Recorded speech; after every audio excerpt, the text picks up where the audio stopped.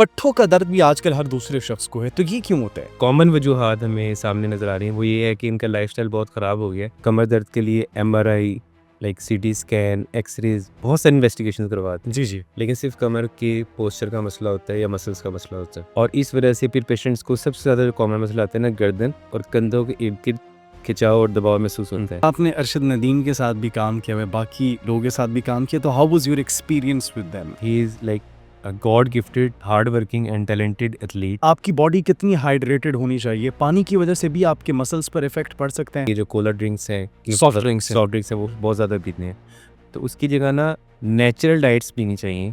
पानी ज़रूरी है बहुत। बेली फैट भी होता है, तो उससे कोई आपकी फिजिकल फिटनेस पर इफेक्ट पड़ता है? सुबह उठ के नाश्ते से पहले निहार मुँह आपको ज़्यादा से ज़्यादा वर्जिश करनी चाहिए। इससे आसान टिप मैं नहीं बता सकता। सादे अल्फाज में अगर आपकी जो रीढ़ की हड्डी है वो मुड़ जाए तो फिर ये सर्जरी से ठीक होता है। ये मिथ नहीं है, ये एक लाइक लॉजिकल बात है कि जब आपकी बॉडी के मसल्स की स्टिफनेस बढ़ेगी तो आपके जॉइंट की पेन्स भी बढ़ जाएगी। बोलने में प्रॉब्लम आ रहा है। अगर हम बात करें, बच्चा 1.5 साल, 2 साल, 2.5 साल तक बोलता है, लाइक 1 वर्ड, 2 वर्ड्स में सेंटेंस। कुछ बच्चे 3 साल, 4 साल, 5 साल तक नहीं बोल पा रहे। तो मैं यूनिवर्सिटी में पढ़ाता हूँ, हमारे साथ स्पीच थेरेपिस्ट भी होते हैं, तो जब हम उनके साथ बैठते हैं तो हमें मसले पता लगते हैं। तो स्क्रीन देखने की वजह से उनका बोलना मुतासिर हो रहा है। क्या पैगाम देना चाहेंगे नौजवान नस्ल को कि वो एक फिट ज़िंदगी गुजारने के लिए कौन से तरीक़ाकार को अपनाएं? कि अपनी ज़िंदगी में ऑर्डर लाएं, सुबह का नाश्ता कभी ना छोड़ें और वक्त पर खाना खाएं। अस्सलाम वालेकुम नाज़रीन, फुल पाकिस्तान में आप सबको खुशामदीद कहते हैं। मैं जवाद यूसुफ हूँ। नाज़रीन, आजकल नौजवानों में, जेन ज़ी में बहुत से मसले मसाइल हैं। उनकी सेहत के हवाले से कमर का दर्द, गर्दन का दर्द, पट्ठों का दर्द ये आम हो चुका है। फिर आप एक्सरसाइज़ेज़ नहीं करते। कौन-सी एक्सरसाइज़ेज़ ऐसी हैं कि जो आपको फिट रख सकती हैं? मेंटली भी फिट रखेंगी और फिज़िकली भी फिट रखेंगी। इसके साथ-साथ नाज़रीन, इन तमाम तर दर्दों से कैसे बचा जा सकता है? किस पोस्चर में आपको सोना चाहिए, किस पोस्चर में आपको बैठना चाहिए ताकि आप अपने आप को फिजिकली फिट रख सकें और इन तमाम तर मसले मसाइल का शिकार ना हो सके। ये वो सवालात हैं जिनका जवाब लेने के लिए आज हमारे साथ sports physiotherapist doctor Mohammad Hashim साहब मौजूद हैं। असिस्टेंट प्रोफेसर भी हैं रिफा इंटरनेशनल यूनिवर्सिटी में और साथ ही साथ किंग एडवर्ड से पढ़े हुए। तो नाज़रीन, आज इनका हम वेलकम करते हैं और ये तमाम तर सवालों के जवाब इनसे जानेंगे। अस्सलाम वालेकुम सर। वालेकुम अस्सलाम। कैसे हैं सर आप? अल्हम्दुलिल्लाह ठीक-ठाक। बहुत शुक्रिया सर आपके कीमती वक़्त का। ये जो आपने फिज़ियो थेरेपी स्टार्ट की, डीपीटी मेरे ख़्याल से ये डिग्री का नाम है। कैसे इस सफ़र का आपने आगाज़ किया और अब तक आपका सफ़र कैसा जा रहा है इसमें? मैं बचपन से ना खेलों में पार्टिसिपेट करता था, और लाइक मैं 100 मीटर में फर्स्ट आता था, क्रिकेट खेलता था, कॉलेज। फिर मुझे जब एफएससी में पता लगा कि एक फ़ील्ड है फिज़ियोथेरेपी, इसमें आप स्पोर्ट्स के साथ कनेक्टेड रह सकते हैं। तो बस वो दिन है और आज का दिन है कि आई हैव चोज़न कि मैंने फिज़ियोथेरेपिस्ट बनना है। फिर वक़्त गुज़रता गया, मुझे मौके मिलते गए, पाकिस्तान नेशनल रग्बी टीम के साथ काम किया, पाकिस्तान से बाहर, और अब पाकिस्तान में भी अल्हम्दुलिल्लाह एक अच्छे लेवल पर काम कर रहे हैं, और पाकिस्तान के बड़े से बड़े एथलीट्स जो हैं उनको देखने का मौका मिलता है और उनको इंजरी फ्री करने का मौका मिलता है। वाह! ज़बरदस्त।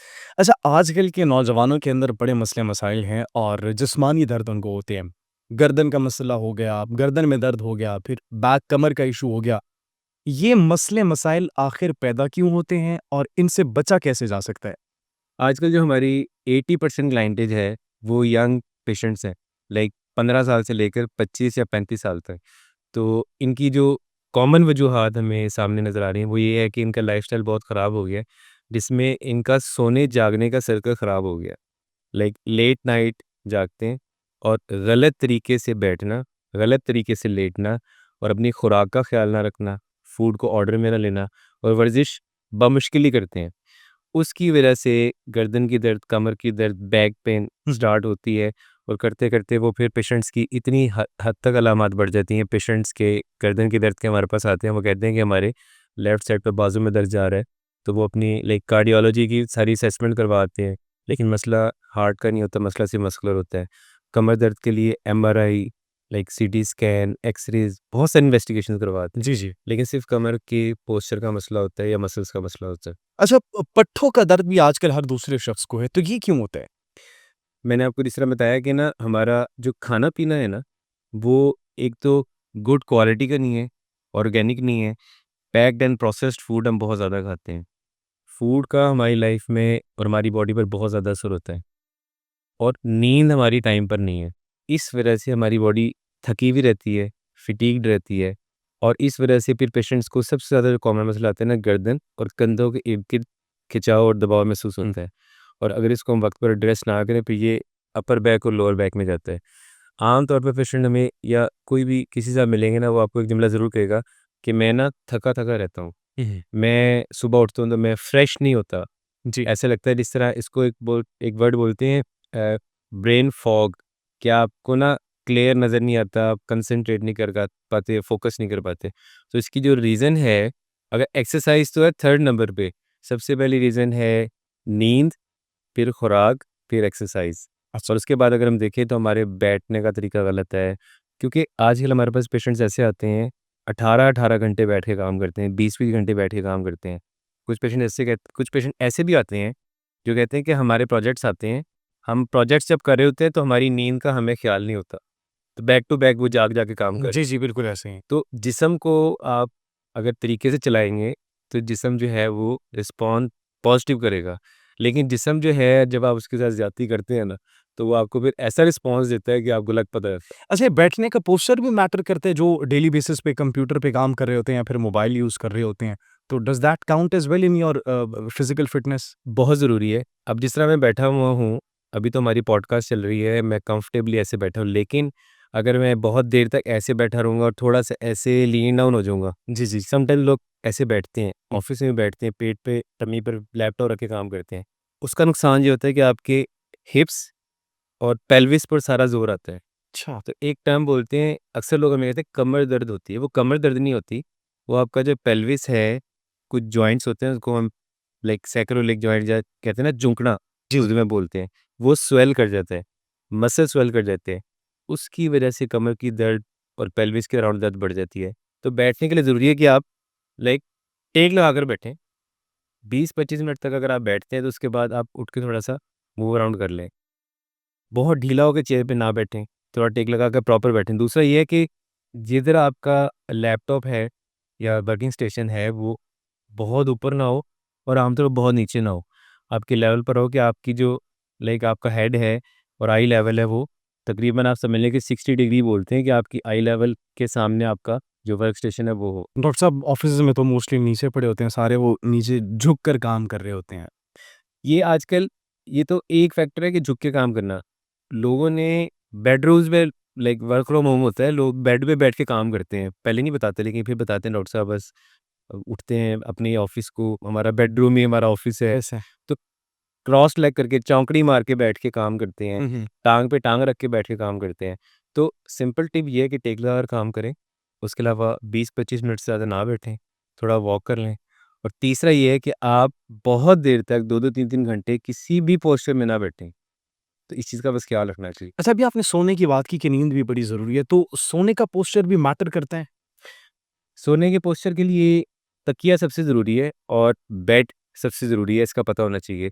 तकिए में हम इस चीज़ का ख़्याल रखते हैं कि कुछ लोग कहते हैं हम मोटा तकिया लेते हैं, ठीक है, लेकिन गर्दन से निचला जो अपर बैक का एरिया यानी कि कंधों से नीचे तक हमारा तकिया आना चाहिए। जी। इस चीज़ का हमें ख़्याल रखना चाहिए। कुछ लोग इधर तक रखते हैं लेकिन नहीं, ये जो गर्दन का एरिया है, ये हमारा तकिया कवर करना चाहिए, नंबर 1। नंबर 2 हार्ड बेड होना चाहिए, सॉफ्ट होना चाहिए। अगर आपको कोई बीमारी नहीं है, कोई जोड़ों का मसला नहीं है, तो जो 4 टू 6 इंच का मैट्रेस होता है, वो एडवाइजेबल है, आप यूज़ कर सकती हैं। और अगर आप लाइफ में कंफर्टेबली लाइक चल रहे हैं, कोई डिज़ीज़ नहीं है, तो फिर आप जो स्प्रिंगी मैट्रेस होता है, वो भी यूज़ कर सकते हैं। लेकिन हार्ड मैट्रेस पे सो जाना या फिर आप कहें जी ज़मीन पर सोने लग जाएँ, वो कतई एडवाइजेबल नहीं है। ज़मीन पर तो कहते हैं सोने के बड़े फ़ायदे होते हैं, आपका बॉडी का पोस्चर ठीक रहता है, आप अगर आप ठीक बचपन से रहती है। सो रहे हैं, अगर आपको आदत है, लेकिन अगर आपने सुना है जी मुझे कमर दर्द हो रही है, तो मैंने ना हार्ड सरफेस पे लेटना है। जी, जी। ये ना तो हमने किसी बुक में पढ़ा है, ना ही ये सारी मिथ्स हैं। तो बस हार्ड सरफेस का मतलब ये होता है कि वो लाइक ऑर्थो बेड्स होते हैं, वो एडवाइजेबल होते हैं। हुँ। तीसरा आजकल लोग ना कुछ लोग चारपाई पर भी सोते हैं। हाँ, मैं यही पूछने वाला था कि चारपाई, बेड या फिर ज़मीन पर क्या लेटना बड़ा मज़ा कहाँ आता पर है सोना? चारपाई पे ना उसमें झोल होता है, जी, जी। लेकिन उसका नुकसान ये होता है कि पूरी रात उस झोल की वजह से हमारे कमर के मसल्स काम करते रहते हैं और सुबह अकड़ जाते हैं। तो चारपाई पर जब भी सोएं, चारपाई हमेशा प्रॉपर्ली टाइट होनी चाहिए, उसमें झोल नहीं होना चाहिए। तो बराए मेहरबानी आप लोग अपने बैठने का ख़्याल रखें और कंफर्टेबल जगह पर लेटें और सोने के लिए तकिया प्रॉपर इस्तेमाल करें ताकि आपकी गर्दन के नीचे भी प्रॉपर तकिया हो। अच्छा, अ, आपकी बॉडी कितनी हाइड्रेटेड होनी चाहिए? पानी की वजह से भी आपके मसल्स पर इफ़ेक्ट पड़ सकते हैं?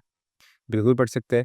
पानी ना पीने की वजह से आजकल जो है ना पेशेंट्स हमें कहते हैं कि ना हमारा फ़ोकस ख़राब हो रहा है और ये जो आपने जुमला बोला था ना कि मैं लाइक मसल्स की पेन होना, तो आज के लोग ना चाय बहुत ज़्यादा पीते हैं और लाइक उसके अलावा ड्रिंक्स में ये जो कोला ड्रिंक्स हैं, ये सॉफ्ट ड्रिंक्स हैं। सॉफ्ट ड्रिंक्स हैं वो बहुत ज़्यादा पीते हैं। तो उसकी जगह ना नेचुरल डाइट्स पीनी चाहिए। पानी ज़रूरी है बहुत, बहुत ही है तो जिस तरह आप कह लें कि नींबू पानी है, इस तरह की चीज़ें लेनी चाहिए। और दिन में कम से कम आपको लाइक आप कह सकते हैं कि 3 से 4 लीटर पानी लाज़मी पीना चाहिए, ताकि आपकी बॉडी जो है प्रॉपर्ली हाइड्रेटेड रहे। लेकिन पानी का ख़्याल इस हद तक रखना चाहिए कि आपको लाइक एक्सट्रीम प्यास ना लगे। अगर आपको दिन दिन में इस तरह की सिचुएशन रह रही है, it means you are like properly hydrated. अच्छा, वर्ज़िश कौन-सी ज़रूरी है इंसान के फिट रहने के लिए कि घर पे बैठे वो फिट रह सके, अपने आप को फिज़िकली फिट रख सके और डेली बेसिस पे उसके लिए फ़ीज़िबल भी हो वो एक्सरसाइज़ेज़ वर्ज़िश करना? आप क्या सजेस्ट करेंगे? बेहतरीन क्या चीज़ है? जिस्म को ना हम 3 हिस्सों में डिवाइड करते हैं। एक टर्म बोलते हैं लाइक अपर बॉडी, इसमें हमारे बाजू हैं और शोल्डर्स हैं। एक हमारी है कोर मसल्स, ठीक। पेट और कमर का हिस्सा। एक है लोअर बॉडी। सबसे ज़रूरी है आपकी कोर स्ट्रॉन्ग होनी चाहिए। इसको चेक करने का तरीका ये है कि आप सीधा लेटें, दोनों टाँगें ऊपर उठाएँ। अगर आप उठा पा रहे हैं, इसका मतलब है आपके पेट और कमर के मसल्स इतने बेहतर हैं कि आप लाइक ठीक चल फिर सकते हैं। कुछ लोग करेंगे तो ज़बरदस्ती ना करें, लेकिन ये सिंपल सा एक टेस्ट है चेक करने का। चूँकि हम चलते हैं इसलिए हमारी टाँगें तो स्ट्रॉन्ग रहती ही रहती हैं। लेकिन आम तौर पर अगर आपने देखा होगा कि हम बाजू तो रोज़ाना ज़्यादा ऊपर नहीं उठाते, उससे कंधे कमज़ोर होते हैं। दूसरा, हम कोई ऐसी एक्सरसाइज़ नहीं करते जिसमें पेट और कमर के मसल ज़्यादा इन्वॉल्व हों। जिस तरह कोई वेट लिफ्टिंग है, कोई कमर की स्पेसिफिक एक्सरसाइज़ हैं, कोई पेट की एक्सरसाइज़ है, तो एक कोर मसल्स वीक हो जाते हैं। इसकी वजह से कमर दर्द बढ़ती है, इसकी वजह से टाँगों में दर्द बढ़ती है, इसकी वजह से अपर बैक बढ़ती है, इसकी वजह से गर्दन की दर्द बढ़ती है। तो कोर मसल को स्ट्रॉन्ग करना बहुत ज़रूरी है। इसके लिए चंद वर्जिशें होती हैं जिसमें हम कुछ वर्जिशें उल्टा लिटा के एडवाइस करते हैं, कुछ सीधा लिटा के एडवाइस करते हैं। उसके अलावा कंधे स्ट्रॉन्ग रखने के लिए दीवार के साथ पुशअप्स या ग्राउंड के साथ पुशअप्स करना ज़रूरी है। ठीक है। और टाँगों को स्ट्रॉन्ग करने के लिए आप अगर चेयर के ऊपर स्क्वाट्स कर लें, जिसको बैठते हैं उठक बैठक चेयर के ऊपर, जी, जी। वो भी काफ़ी है। तो ये चंद बेसिक चीज़ें हैं जो कि जस्ट लाइक एक्टिव रखने के लिए ज़रूरी हैं।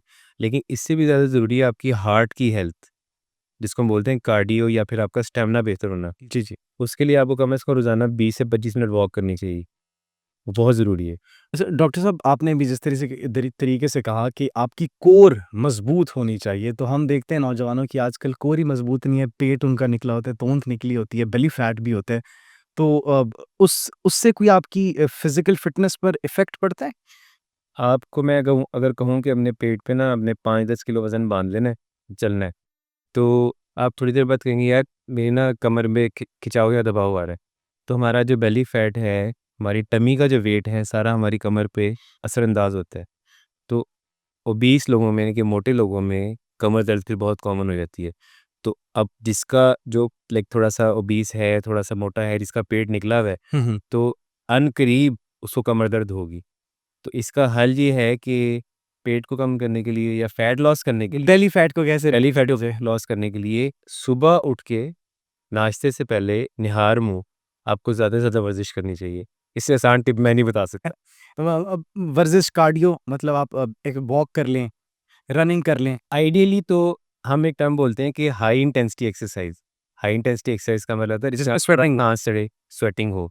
तो सबसे अच्छा टाइम आपका सुबह का टाइम होता है, नाश्ते से पहले निहार मुँह, अगर आपने फैट लॉस करना है, हुँ, हुँ।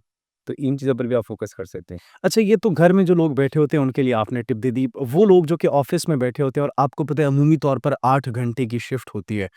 तो उस 8 घंटे की शिफ्ट के दौरान अगर उनको ब्रेक होती है, फिर 1-2 घंटे बाद उनको कौन-सी ऐसी एक्सरसाइज़ करनी चाहिए कि वो भी फिज़िकली फिट रह सकें? ठीक है। जैसे मैंने बताया कि एक तो आपने बहुत देर तक 20-25 बैठना नहीं है, उठ के थोड़ी वॉक कर वॉक लेनी है। कर लेनी है। दूसरा एक टर्म बोलते हैं पेल्विक मोबिलिटी एक्सरसाइज, जिसमें हमने खड़े होकर हिप सर्कल्स करने होते हैं, ठीक है, वो एडवाइजेबल है। तीसरा आपका जो अपर बॉडी है, इसकी मूवमेंट ज़रूरी है। ठीक। इसके लिए पुश एंड पुल मूवमेंट्स हुँ, आप एडवाइस कर सकते हैं। उसके अलावा शोल्डर्स के लिए आप ना rotations clockwise, anti anti clockwise clockwise. ये एडवाइस कर सकते हैं। उसके अलावा आपका जो शोल्डर ब्लेड है, उसकी मूवमेंट करनी है, इसके लिए आपने कंधे पीछे खींचने हैं और आगे करने हैं। और लास्ट में अगर मैं कहूँ कि गर्दन रिलैक्स रहनी चाहिए, तो उसके नेक के स्ट्रेच, एक हाथ पीछे लेकर जाना है और आपने साइड पे मूवमेंट्स करनी है। ठीक, तो ये चंद एक्सरसाइज हैं जो कि आप ऑफिस में भी कर सकते हैं। कर सकते हैं। लेकिन अगर आप 5 वक़्त की नमाज़ पढ़ते हैं तो this is the best exercise, वाह! क्योंकि उसके अंदर आपकी सारी की सारी बॉडी की movements, pelvic movement, leg movement, upper body movement, neck movement, spine movement सारी हो रही होती हैं। तो वो भी लाज़मी पढ़नी चाहिए। अच्छा डॉक्टर साहब, आजकल जो है ख़वातीन भी घरेलू जब काम करती हैं तो उसके बाद बड़ी उनको जो है वो जिस्मानी दर्द होते हैं, बैक पेन हो जाती है या फिर बैठकर अगर वो सफाई कर रही होती हैं तो वो उसकी क्या वजह है? क्या उनकी जो है बॉडी इतनी वीक है या फिर उनका पोस्चर गलत होता है? मैं आजकल की जो ख़वातीन हैं उनको थोड़ा-सा कैटेगराइज़ कर दूँ तो लाइक आजकल जो फीमेल 20 से 30 साल तक की है हुँ, हुँ। या 30 साल से ऊपर है। तो जो 20 टू 30 इयर्स की है ना, जिसको हम जनरेशन ज़ी भी बोल सकते हैं, जेन ज़ी बोल सकते हैं, जी, जी। इनका खाना-पीना तमाम का नहीं, लेकिन बेहतर नहीं है, और दूसरा सोना इनका बेहतर नहीं है। ख़वातीन अगर अपने खाने-पीने का ख़्याल नहीं रखती, तो सबसे ज़्यादा इनकी हड्डियाँ मुतासिर होती हैं। बॉडी में बहुत ज़्यादा केमिकल चेंजेज़ आ रहे होते हैं। तो आम तौर पर हमारे पास जो पेशेंट्स आती हैं, हुँ, हुँ। लाइक अर्ली ईयर्स के अंदर कि 20 साल, 22 साल, 24 साल, 26 साल, शादी हुई उसके बाद उनकी 1 बेटा है या बेटी है या 2 बेटे या बेटी हैं, और उसके बाद बॉडी वीक हो जाती है। तो उसका सिंपल सा हल है, वक़्त पर खुराक लें, डाइट बेहतर करें। मैं फिज़ियोथेरेपिस्ट हूँ, आप कहते हैं यार why I am focusing on diet. अगर डाइट बेहतर नहीं रखेंगे, जितनी मर्ज़ी आप एक्सरसाइज कर लें, आपको कोई फ़ायदा नहीं है। तो उस वजह से आजकल की ख़वातीन में बहुत प्रॉब्लम आ रही है। उसके अलावा जो लाइक 30 से ऊपर ख़वातीन हैं, 40 से ऊपर ख़वातीन हैं, उनमें लैक ऑफ एक्सरसाइज की वजह से लाइक घुटनों के दर्द कॉमन आ रहे हैं, बैक पेन कॉमन आ रहे हैं, और उसके अलावा पेल्विक पेन्स बहुत कॉमन आ रहे हैं। तो उसका हल ये है कि थोड़ी-सी एक्सरसाइज रूटीन में लाएँ। हमारा एशियन कल्चर में और पाकिस्तानी कल्चर में अब थोड़ा-सा कल्चर एक्सरसाइज वाला आया है, लेकिन आम तौर पर हमारा ख़वातीन का एक्सरसाइज करना ना इतना कॉमन नहीं है। तो लेकिन आप लोग ना यूट्यूब पे देखते हैं, चैनल्स देखते हैं, तो आप देखेंगे कि ख़वातीनें घर में एक्सरसाइज करने की थोड़ी-थोड़ी लाइक कमरे में कर रही होती हैं, जो कि बहुत ज़रूरी है। तो करनी चाहिए। ये वजूहात बन रही है जिस तरह से प्रॉब्लम्स आ रही है ख़वातीन में। अच्छा, जब ये पेन होता है तो मोस्टली लोग हम देखते हैं कि पेन किलर्स लेते हैं, तो ये नुकसानदेह होता है या फिर एक्सरसाइज़ के थ्रू वो दर्द कम किया जा सकता है? पेन किलर जो है ना, वक़्ती तौर पर आप समझ लें कि आपने दर्द को दबा दिया है। उसकी रीज़न जब तक आप सॉल्व नहीं करेंगे ना, वो फिर रीअकर होगी। फॉर एग्ज़ाम्पल कंधे में दर्द हुई, गर्दन के इर्द-गिर्द खिंचाव हुआ, आपने दर्द की दवाई खा ली, नींद पूरी नहीं की, तो वो वक़्ती तौर पर तो दर्द बेहतर होगी, लेकिन आपने मसला हल नहीं किया। तो बहुत ज़्यादा पेन किलर लेने से आपका स्टमक और आपकी किडनीज़ अफ़ेक्ट होती हैं, जो कि अल्टीमेटली रीनल फेलियर, यानी कि किडनीज़ फ़ेल हो जाती है, उस तरफ ले जाती हैं आपको। तो ये सादा-सा पैगाम है उन ख़वातीन या मर्द हज़रात के लिए जो बहुत ज़्यादा पेन किलर्स खा के अपने आप को चला रहे हैं और बड़ा फ़ख्र महसूस कर रहे हैं। तो जब वो तब तक आप अपने आप को चला रहे होते हैं, लेकिन अल्टीमेटली खुदा ना ख़ास्ता आप किडनीज़ तक मुतासिर हो सकती हैं। तो वक़्ती तौर पर तो आप ले सकते हैं, लेकिन इसका लाइक जब तक आप प्रॉब्लम को हल नहीं करते, तो तब तक आपका मसला हल नहीं होगा। तो प्रॉब्लम को लाज़मी आप सॉल्व करें। अच्छा, कुछ लोग कहते हैं कि रीढ़ की हड्डी टेढ़ी हो गई है, ये मसाइल भी वाक़ई में कोई एग्ज़िस्ट करते हैं, ऐसा कोई है फिनोमेना? रीढ़ की हड्डी टेढ़ी हो जाना बिल्कुल एक्ज़िस्ट करता है। आजकल यंग लोगों में बड़ा मसला कॉमन आ रहा है। लाइक 12, 15, 18 साल के लड़कों में इतनी यंग एज में? गेमिंग करते हैं ज़्यादा, अच्छा, बैठते हैं, गेमिंग करते हैं, और उसके अलावा जो है ना लैपटॉप पर बहुत काम करते हैं। गेमिंग करने वालों में ज़्यादा ये मसला आ रहा है। तो उसमें क्या होता है कि आपकी कमर का ना एक कर्व होता है। जी। अगर आप सीधे खड़े हुए हैं तो आपको कर्व सीधा नज़र आएगा। अगर आप साइड पर खड़े हो गए, लाइक अगर मैं टर्न ले लूँ, तो कर्व आपको ऐसे नज़र आएगा। हुँ, तो ये नॉर्मल कर्व होता है। लेकिन अगर ये कर्व बढ़ जाए या कर्व कम हो जाए, या अगर आप सीधे खड़े हुए हैं और आपकी कमर थोड़ी-सी टेढ़ी हो जाए, तो फिर इस टर्म को ये फिर बोलते हैं कमर में टेढ़ापन आ जाना। इसको तशख़ीस करने के लिए फिर एक्स-रे करवाया जाता है और फिर हम फिज़िकली असेसमेंट करते हैं। अगर तो स्ट्रक्चर में प्रॉब्लम आ जाए, सादा अल्फाज में अगर आपकी जो रीढ़ की हड्डी है वो मुड़ जाए तो फिर ये सर्जरी से ठीक होता है। लेकिन अगर सिर्फ़ और सिर्फ़ आपके मसल्स का इम्बैलेंस हो, यानी कि पट्ठों को स्ट्रॉन्ग करके, बैलेंस करके हम कर्व को सीधा कर लें, तो ये सीधा हो जाता है। लेकिन ऐसे लड़के-लड़कियाँ, ऐसे ख़वातीन और हज़रात जो बहुत-बहुत देर तक बैठते हैं और गेमिंग बहुत देर तक करते हैं एक पोस्चर में, वो ख़्याल रखें। क्योंकि ये हमें बहुत कॉमनली देखना पड़ता है। लाइक हमारे पास इस तरह के पेशेंट आते हैं जिनकी कमर टेढ़ी होती है। तो हम उनसे अमूमन पहला सवाल ये करते हैं कि आप गेमिंग करते हैं? और 80-90% पेशेंट्स ये कहते हैं हाँ, हम गेमिंग करते हैं। कोविड में ये प्रॉब्लम बहुत बढ़ गई थी, लोग कोविड ज़्यादा बैठ के काम करते थे। तो तब के बाद हमें प्रॉब्लम्स और उसके मसले अभी तक हमें आ रहे हैं। बट फॉर एग्ज़ाम्पल हमें अक्सर यंग लोग अभी एक हमारे पास पेशेंट आया, उसने आर्मी का टेस्ट देना था। तो उसने कहा कि मैं रिजेक्ट हो गया हूँ, क्योंकि मेरी कमर का कर्व सही नहीं है। डॉक्टर साहब सही हो सकता है। तो मैंने कहा भाई तुम गेम खेल, कहता है सर हाँ, मैं बस जब कोविड था तो मैं बहुत गेम खेलता था। तो बराए मेहरबानी एक्टिव रहें ताकि आपको कमर का मसला ना हो, ये टेढ़ा जोपन आता है ये ना हो। अच्छा, डॉक्टर साहब, मौसम की तब्दीली के साथ जिस्मानी दर्द का बढ़ना, क्या ये एक मिथ है, आम बात है, ऐसा होता है? सर्दियों में जो है ना, लाइक जॉइंट पेन्स बढ़ जाती हैं। जी। उसकी रीज़न ये है कि जब सर्दियाँ आती हैं तो बॉडी में स्टिफनेस बढ़ जाती है। तो एक टर्म बोलते हैं आर्थराइटिस, जोड़ों की दर्दें। तो आर्थराइटिस के जितने मरीज़ होते हैं उनमें आमतौर पर सर्दियों में दर्द बढ़ती हैं। तो ये मिथ नहीं है, ये एक लाइक लॉजिकल बात है कि जब आपकी बॉडी के मसल्स की स्टिफनेस बढ़ेगी तो आपके जॉइंट की पेन्स भी बढ़ जाएगी।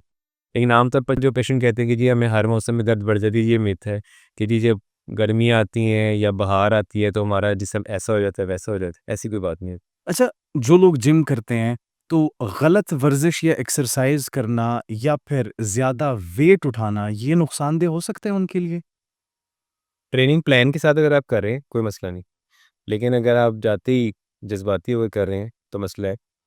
और अगर आपको अंडरस्टैंडिंग है कि बॉडी को बिल्ड कैसे करना है और डाइट प्रॉपर आप ले रहे हैं, तो फिर ये मसला नहीं है, क्योंकि ह्यूमन बॉडी में ना कैपेसिटी है। फॉर एग्जांपल अगर आप कहते हैं कि जी लेग प्रेस करना है, तो लेग प्रेस लोग 500, 600, 800, 900 केजी का भी कर लेते हैं। लेकिन अगर ऐसे ही आम तौर पे बंदा करेगा, तो शायद उसे 200 या 300 केजी का भी ना हो या 100 केजी का भी ना हो।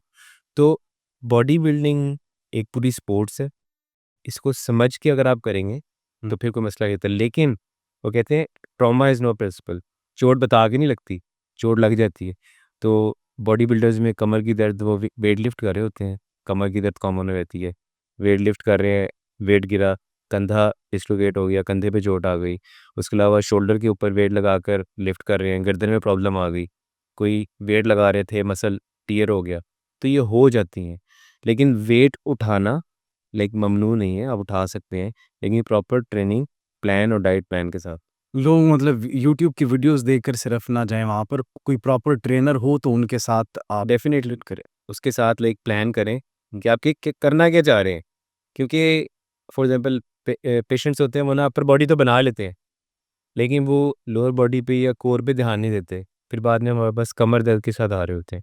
तो इसलिए अगर आपका कोई प्रॉपर कोच है या फिर आप खुद अंडरस्टैंड करते हैं, तो फिर आप करें, कोई मसले की बात नहीं। अच्छा, अगर क्रैम्प्स पड़ जाएँ, तो फिर उससे कैसे निकला जा सकता है, बचा जा सकता है? उम्मी तौर पर बड़ी वो एक पेन होती है, आप बिल्कुल मसल्स को अपने मूव भी नहीं कर सकते।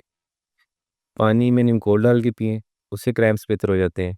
जब क्रैम्पिंग होती है तो हम उस एरिया को थोड़ा लाइक स्ट्रेच करते हैं, उससे क्रैम्प्स बेहतर हो जाते हैं। वहाँ स्प्रे किया जाता है जिसको हम कूलिंग स्प्रे बोलते हैं, उससे भी क्रैम्प बेहतर हो जाते हैं। हीटिंग स्प्रे भी कर सकते हैं क्रैम्प्स के ऊपर।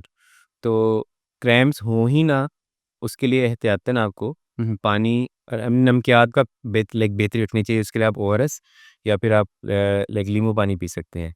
या फिर आजकल जो है ना कुछ एनर्जी ड्रिंक्स भी होते हैं जिसके अंदर आपकी प्रॉपर कैलकुलेटेड नमकियात होते हैं।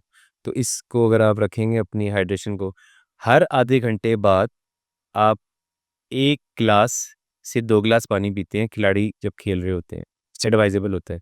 तो उसको आप डिवाइड कर लें कि आपने हर 15 मिनट बाद लाइक 150 से 200 एमएल पानी पीना है, आधा से 1 ग्लास। तो अगर आप ये लाइक हाइड्रेशन बेहतर रखेंगे तो आपको क्रैम्पिंग नहीं होगी। मतलब 1 घंटे में आपने 1 लीटर पानी 1 पीना घंटे में 1 लीटर पानी पीना होता है लाज़मी। इससे ज़्यादा भी पीना होता है, लेकिन कम से कम ऑन एन एवरेज 1 घंटे में 1 लीटर वाटर लॉस हो रहा होता है, इससे भी ज़्यादा हो रहा होता है। तो कम से कम जब आपकी एग्रेसिव फुटबॉल का मैच चल रहा है, रग्बी का मैच चल रहा है, तो एडवाइजेबल ये होता है कि 1 घंटे में 1 लीटर के करीब आप पूरा कर लें। अच्छा, अब क्या ज़हनी दबाव भी ये आपके जिस्मानी दर्द का बाइस बन सकता है कभी? बिल्कुल, हम अक्सर खिलाड़ियों को कहते हैं कि जिस दिन आप फॉर एग्ज़ाम्पल कोई इंजर्ड खिलाड़ी है और वो ना इंजरी से बाहर आ रहा है, तो हम कहते हैं तुम्हारी इंजरी उस दिन ठीक होगी जिस दिन तुम अपना पहला पूरा मैच खेलोगे। क्योंकि जब वो पहला पूरा मैच खेलता है कॉन्फिडेंटली, तो उसको मेंटली तौर पर रिलैक्स होता है कि यार हाँ, मैं खेल सकता हूँ। तो मेंटली जो टफ़नेस है वो बहुत ज़रूरी है, ताकि आपकी फ़िज़िकल प्रॉब्लम्स बेहतर हो सकें। कमर दर्द की वजूहात में से एक वजह स्ट्रेस या डिप्रेशन भी है। पेशेंट कहते हैं जी कमर दर्द है, ठीक नहीं हो रही, ठीक नहीं हो रही। हम चेक करते हैं, कोई मसला नहीं आता। एमआरआई ठीक है, एक्स-रे ठीक है, पेशेंट स्ट्रॉन्ग है, कोर स्ट्रॉन्ग है, लेग स्ट्रॉन्ग है, लेकिन वो स्ट्रेस्ड है। तो उसको एंटी डिप्रेसेंट्स दिए जाते हैं, ये साइकियाट्रिस्ट देते हैं, उससे कमर दर्द खत्म हो जाती है। इतना हद तक हमारा मेंटल स्ट्रेस का ताल्लुक है पूरी बॉडी के ऊपर। मुसलसल थकावट अगर आपको है, मूड आपका ख़राब है, तो वो भी फिर आपके फ़िज़िकल फ़िटनेस पर इफ़ेक्ट कर सकता है? बिल्कुल करेगा। मूड ख़राब है तो फिर तो सब कुछ ही आपका ख़राब है। क्योंकि लाइक आप मैंने एक वर्ड टर्म यूज़ किया कि ब्रेन फॉग आजकल लेकर आप ना लोग बहुत ज़्यादा फ़ोकस्ड नहीं रहते। लोग जो हैं काम कर रहे होते हैं लेकिन वो कहते हैं हमारा ना ध्यान कहीं और है, लेकिन हम इस काम में फ़िज़िकली मौजूद हैं, मेंटली तौर पर हम कहीं और हैं। तो ये बहुत गलत बात है। वैसे इसका आजकल जो हमारा स्क्रीन का इस्तेमाल है ना बहुत ज़्यादा हुआ है, उस वजह से भी ये प्रॉब्लम चल रही है। तो प्लीज़ फ़ोकस करें और इसका हल जो है जो साइकोलॉजिस्ट बताते हैं, वो कहते हैं अपने लिए आप मी टाइम निकालें। हुँ। अपने साथ सब चीज़ें बंद करके आधा घंटा 1 घंटा गुज़ारें, ताकि आपका माइंड थोड़ा रिलैक्स हो। ताकि आपका माइंड रिलैक्स हो तो फिज़िकल प्रॉब्लम्स बहुत सारे बेहतर हो जाते हैं। अच्छा, कुछ हमने बच्चे देखे होंगे, वो गर्दन अक्सर अपने चटखाते हैं, वो कड़ा के निकलते हैं या फिर कमर को बेंड कर रहे होते हैं, तो ये नुकसानदेह हो सकता है या ठीक है ये? वो कहते हैं कि हमारे मसल्स ठीक हो रहे हैं, रिलीज़ हो रहा है, पता नहीं क्या जैसे बता रहे अमूमन लाइक ऑकेजनली अगर कर रहे हैं, तो कोई मसला नहीं। लेकिन अगर कुछ को आदत पड़ जाती है, तो फिर गलत है। अच्छा, क्योंकि फॉर एग्ज़ाम्पल आज जब आप उठते हैं और अपनी बॉडी को पूरा स्ट्रेच करते हैं, तो मैनिपुलेशन होती है, आपकी बॉडी से क्रैक्स आते हैं, ये नॉर्मल है। लेकिन एक बंदा है वो कहता है दिन में 10 दफ़ा ये मूवमेंट कर रहा हूँ, नहीं जी मुझे कड़ाके निकाल के सुकून मिलता है। तो इससे नुकसान कुछ नहीं होता, ठीक है। लेकिन it's not a good habit. Hmm, hmm. तो इसके लिए एडवाइजेबल ये होता है कि एक हैबिट को ख़त्म करने के लिए दूसरी हैबिट तो उसको हम किसी न किसी स्पोर्ट्स में डालते हैं। कोई और एक्सरसाइज बता देते हैं, जिससे उसका ये पर्पज़ ही पूरा हो जाए और बार-बार इस आदत में वो ना आए। अच्छा, जोड़ों से अगर ये इस तरह की आवाज़ें आती हैं, तो ये नॉर्मल है या फिर नुकसानदेह हो सकता है ये? एज ज़्यादा हो और जोड़ों में से आवाज़ आ रही है वो नुकसानदेह। यंग एज में अगर जोड़ों से लाइक आवाज़ें आ रही हैं, तो उसके ना मसल्स और उसके जॉइंट्स के अराउंड मसल वीक हैं। इसको बोलते हैं क्लिक्स होना। जी, जी, जी। आपके मसल्स पट्टे चिटकते हैं, जी, जी। तो ये है नॉर्मल, लेकिन ये अलामत है कि आपकी बॉडी थोड़ी वीक है। तो हमें थोड़ी स्ट्रेंथनिंग एक्सरसाइज़ेज़ एडवाइस करनी चाहिए, हम करते हैं, ताकि ये जो क्लिक्स हैं ये बेहतर हो। अच्छा, आपने अरशद नदीम के साथ भी काम किया हुआ है, बाकी लोगों के साथ भी काम किया, तो how was your experience with them? मैंने पाकिस्तान में रहते हुए जब काम करना शुरू किया तो बहुत जगहों पर मौका मिला काम करने का, तो एक दिन फिर ऑफ़िशियली अरशद नदीम के साथ काम करने का मौका मिला। He is like a god gifted, hard working and talented athlete और अब तो दुनिया मानती है। Hmm. It was a very good experience, like I work with him like in 2023 और जब इन्होंने अभी रिसेंटली ओलंपिक्स जीता है, इसमें जाने से पहले भी काम किया, लेकिन जब मेजर सर्जरी इनकी हुई थी 2023 के स्टार्ट में इंग्लैंड से, उसके बाद जब पाकिस्तान में रिहैबिलिटेशन हुई थी, तो मुझे करने का मौका मिला। तो that was a like very good experience. He is very punctual, focused, he knows कि he is very like targeted कि मैंने अगर ट्रेनिंग करनी है, पूरी करनी है, रिहैबिलिटेशन करनी है, तो पूरी करनी है, फिर टास्क दिया है उसको पूरा करना है। तो it was a very good experience और उसको देखा-देखी बहुत सारे एथलीट्स को लाइक आते हैं, अपना इलाज करवाते हैं और एक जो नाउम्मीदी होती है ना एथलीट की, उसको उम्मीद में बदलना और फिर किसी मेडल की तरफ लेकर जाना, वो एक बहुत ही ज़बरदस्त एक्सपीरियंस होता है। वाह! पाकिस्तानी खिलाड़ी जो हैं, वो अपनी फ़िटनेस पर उस तरीके से तवज्जो देते हैं, जिस तरह बैनुल-अक़वामी सतह पर खिलाड़ी देते हैं? पाकिस्तानी खिलाड़ी जो है ना, वो बेचारा बहुत ही बेचारा है। एक तो ये कि वो खेलने का शौक रखता है, लेकिन सिर्फ खेलने का शौक जो है वो आपको बुलंदी तक नहीं पहुंचाता, क्योंकि आप अपने मोहल्ले में जीत जाएंगे, अपने एरिया में जीत जाएंगे, अपने मुल्क में जीत जाएंगे। लेकिन जब आपने दुनिया को जीतना है तो उसके लिए फिर आपको साइंटिफिकली स्ट्रक्चर ट्रेनिंग चाहिए और आपको प्रॉपर टीम चाहिए जो आपके साथ काम करे और आपको उस लेवल तक पहुंचाए। तो मैं ये समझता हूँ कि पाकिस्तानी खिलाड़ी बहुत ज़्यादा टैलेंटेड है, बहुत इनका पोटेंशियल है, लेकिन उसको थोड़ी डायरेक्शन देने की ज़रूरत है।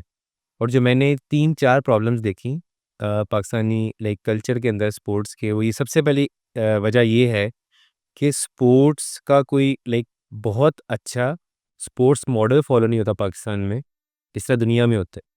किसी भी गेम में आप उठाकर देख लें, चाहे वो लाइक क्रिकेट है, वॉलीबॉल है, बास्केटबॉल है, उसमें बच्चे से लेकर नेशनल टीम तक एक स्ट्रक्चर होता है।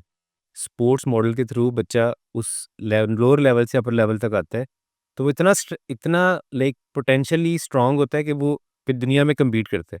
तो पाकिस्तान में अगर इस तरह का स्पोर्ट्स का थोड़ा कल्चर आ जाए, स्पोर्ट्स का मॉडल आ जाए, तो और थोड़ा-सा चीज़ों पर फ़ोकस किया जाए, तो हमारे खिलाड़ी जो है वो अभी भी दुनिया में नाम रोशन कर रहे हैं, आइंदा भी कर सकते हैं। अच्छा, आपने नॉर्मल लोगों के साथ भी काम किया, आम लोगों के साथ भी, और फिर आपने खिलाड़ियों के साथ भी काम किया है। तो दोनों के अंदर जिस्मानी बहाली जब उनकी की जाती है किसी भी इंजरी के बाद, तो उनमें फ़र्क होता है? खिलाड़ी और आम बंदे में ज़मीन आसमान का फ़र्क है, क्योंकि खिलाड़ी जो होता है वो एक कंडीशन्ड बॉडी होती है, सादे अल्फाज में उसकी तमाम बॉडी डेवलप्ड होती है, मसल्स प्रॉपर्ली उस खेल के लिए डेवलप्ड होते हैं, लेकिन आम बंदा उतनी ट्रेनिंग नहीं करता। तो आम बंदा तो हमारे लिए ऐसे ही होता है कि इसको तो कोई मसला मतलब उसको डील करना कोई मसला ही नहीं हमारे लिए। असल चैलेंज आता है खिलाड़ी का। खिलाड़ी कहते हैं भई मैं बॉलिंग भी करा रहा हूँ, 130 की स्पीड भी मेरी आ रही है, लेकिन इससे ऊपर नहीं जा रही क्योंकि मेरा कंधा दर्द कर रहा है। अच्छा। मतलब अब बॉलिंग भी हो रही है, भाग भी रहा है, जंप भी कर रहा है, फिर 130 प्लस पे बॉल भी कर रहा है, फिर भी कंधे में मसला है। तो वहाँ फिर हमें उसको बहुत टेक्निकली देखना पड़ता है। तो खिलाड़ी की बॉडी बहुत लाइक थोड़ा डिफरेंट होती है आम बंदे से, और आम बंदे के अंदर टिपिकल पैटर्न्स होते हैं इन कंडीशंस के, इंजरीज़ के, प्रॉब्लम्स के, लेकिन खिलाड़ी में गेम के अकॉर्डिंग ही होते हैं। तो जब हम गेम्स में खिलाड़ियों के साथ काम करते हैं, फिर हमें गेम की अंडरस्टैंडिंग होती है, फिर हमें उनकी इंजरीज़ की अंडरस्टैंडिंग होती है, फिर हमें पता होता है इसको किस तरह हमने रिहैबिलिटेट करना है, और टाइम स्पेसिफिक हम फिर प्लान बनाते हैं, फिर उस टाइम तक उसको हम ट्रीट करते हैं और उसको फिर ग्राउंड में वापस खिलाते हैं। अच्छा, बच्चों के आजकल कौन-से मसले-मसाइल ज़्यादा आ रहे हैं दर्दों के? आजकल आप सोचें तो कमर दर्द जो है वो 10, 12, 15 साल के बच्चों में प्रॉब्लम आ रहा है। 12 साल का बच्चा है, 10 साल का बच्चा है, उसमें कमर दर्द का मसला आ रहा है। बच्चियों में और बच्चों में आजकल चलने का जो पैटर्न है, जब हम नॉर्मली चलते हैं, तो वो भी उस तरह नहीं डेवलप्ड, सब में नहीं, लेकिन कुछ बच्चों में इस हद तक प्रॉब्लम होती है जो बहुत ज़्यादा बैठते हैं, कि उनका चलने का पैटर्न भी सही नहीं होता। तीसरा, कुछ आप बच्चों में गौर करेंगे कि जब बच्चियाँ 10 साल से 12 या 13 साल तक और बच्चे 13 से 16 साल तक एडोलेसेंस टाइम होता है। इसमें इनकी इसको बोलते हैं ग्रोथ स्पर्ट, कि आपकी बॉडी एकदम से ग्रो करती है। इस दौरान अगर ये अपनी खुराक का ख़्याल नहीं रखते, तो इनकी बॉडी इतनी वीक हो जाती है कि ये पूरा लाइक उससे ऑनवर्ड कंप्लेन करते रहते हैं, हमारा जिस्म दुखता रहता है, हमारा जिस्म दुखता रहता है।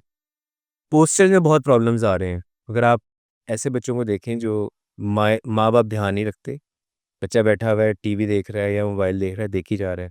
चलो बैठा हुआ है, बैठा तो हुआ है ना। सोच नहीं रहे कि इसका आम तौर पर अगर हम अपनी बात करें एडल्ट्स की, जी। तो हमें रोज़ाना 20 मिनट की फ़िज़िकल या एक्टिविटी या आधे घंटे की फ़िज़िकल एक्टिविटी रिक्वायर्ड है। बच्चों में 2 ढाई घंटे की फ़िज़िकल एक्टिविटी रिक्वायर्ड है, कि बच्चों को जो 5 साल, 8 साल, 10 साल, 12 साल का बच्चा है, उसको कम से कम रोज़ाना डेढ़ 2 ढाई घंटे खेलना चाहिए। तो ये पेरेंट्स को सोचना चाहिए कि उसको किस तरह फिज़िकली एक्टिव रखना है। उसको किसी कोई स्पोर्ट्स खिलाएँ, उसके साथ कोई ना कोई एक्टिविटी प्लान करें। तो अगर नहीं करेंगे तो जो मैंने आपको मसले बताए हैं, जिसमें पोस्चर्स ख़राब होना, चलना सही लाइक प्रॉपर चलना नहीं, ये पैटर्न्स डेवलप नहीं हो रहे। उसके अलावा बॉडी वीकनेस और खुराक का ख़्याल ना रखने की वजह से जिस्म में दर्दें होना, तो ये प्रॉब्लम्स आ रहे हैं और आएँगे। और फिज़ियोथेरेपी से हट के जो बच्चों को प्रॉब्लम आ रहा है, बोलने में प्रॉब्लम आ रहा है। अगर हम बात करें, बच्चा 1.5 साल, 2 साल, ढाई साल तक बोलता है, लाइक 1 वर्ड, 2 वर्ड्स जी। में सेंटेंस। कुछ बच्चे 3 साल, 4 साल, 5 साल तक नहीं बोल पा रहे। तो मैं यूनिवर्सिटी में पढ़ाता हूँ, हमारे साथ स्पीच थेरेपिस्ट भी होते हैं, तो जब हम उनके साथ बैठते हैं तो हमें मसले पता लगते हैं। तो स्क्रीन देखने की वजह से उनका बोलना मुतासिर हो रहा है। तो ये ऐसे अलार्मिंग चीज़ें हैं, अगर माँ-बाप इसका ध्यान नहीं रखेंगे, तो कसूरवार माँ-बाप हैं। क्यों? क्योंकि जब वो नहीं इग्नोर करेंगे कि चलो जी अभी तो ये बच्चा हमारी तरफ से तो बरी-ज़िम्मा है, लगा हुआ है, लगा रहे, तो फिर ये मसले आ रहे हैं। कुछ बच्चे बोल नहीं पा रही, ये अलग मसला है, कुछ बच्चे डिफरेंट लैंग्वेजेज़ या डिफरेंट तरीके से बोल रहे हैं। तो ये खुदारा अपने बच्चों की mobile screen time, physical activity का ख़्याल रखें, खुराक का ख़्याल रखें, ताकि आपके बच्चे खुद बड़े होकर प्रॉपर्ली फिज़िकली स्ट्रॉन्ग हों, मेंटली स्ट्रॉन्ग हों और हेल्दी हों। आजकल डॉक्टर साहब फिर वो रुझान भी उस तरीके का बन चुका है कि अगर बच्चा रो रहा है तो उसको टैबलेट पकड़ा दिया जाता है रादर देन कि अगर उसको कोई खिलौना दे दिया जाए, कोई बैट दे दिया जाए, बॉल कि वो उससे फिज़िकली कोई एक्टिविटी में एंगेज हो। ज़ुल्म है ज़ुल्म, इसमें सारे कसूरवार हैं।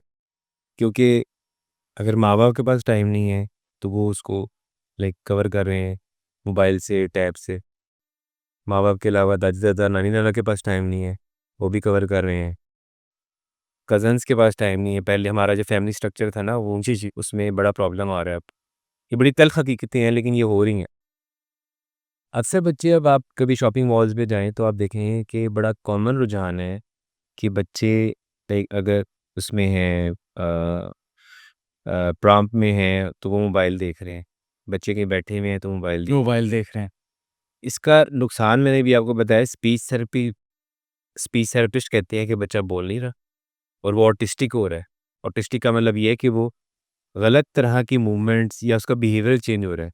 फिजिकल थेरेपिस्ट हम ये कहते हैं कि उसकी फिजिकली प्रॉब्लम्स आ रहे हैं, जो बॉडी जिस तरह डेवलप होनी चाहिए वैसी डेवलप नहीं हो रही। और फिर साइकोलॉजिस्ट बताते हैं कि फ्यूचर में उसके अंदर फिर हाइपर एक्टिविटी, फिर ये एक टर्म बोलते हैं ADHD, attention deficit disorders, hypertensive disorders आ रहे हैं कि उसमें बच्चे हाइपर होते हैं, मूड सही नहीं होते। तो प्लीज़ बच्चों का ख़्याल रखें, बच्चों को टाइम दें, बच्चों के लिए चीज़ों को प्लान करें एंड लर्न कि इस तरह किस तरह चीज़ों को टैकल करना है। ये बहुत ज़रूरी है। वैसे सर आखिर में क्या पैगाम देना चाहेंगे नौजवान नस्ल को कि वो एक फिट ज़िंदगी गुज़ारने के लिए कौन-से तरीक़ा-ए-कार को अपनाएँ? सबसे पहले मैं उनको कहूँगा कि अपनी ज़िंदगी में ऑर्डर लाएँ, सुबह का नाश्ता कभी ना छोड़ें और वक़्त पर खाना खाएँ। नंबर 2, रात की नींद जल्द से जल्द कर लें, 9, 10, 11 बजे के अराउंड, आइडियली ईशा के बाद।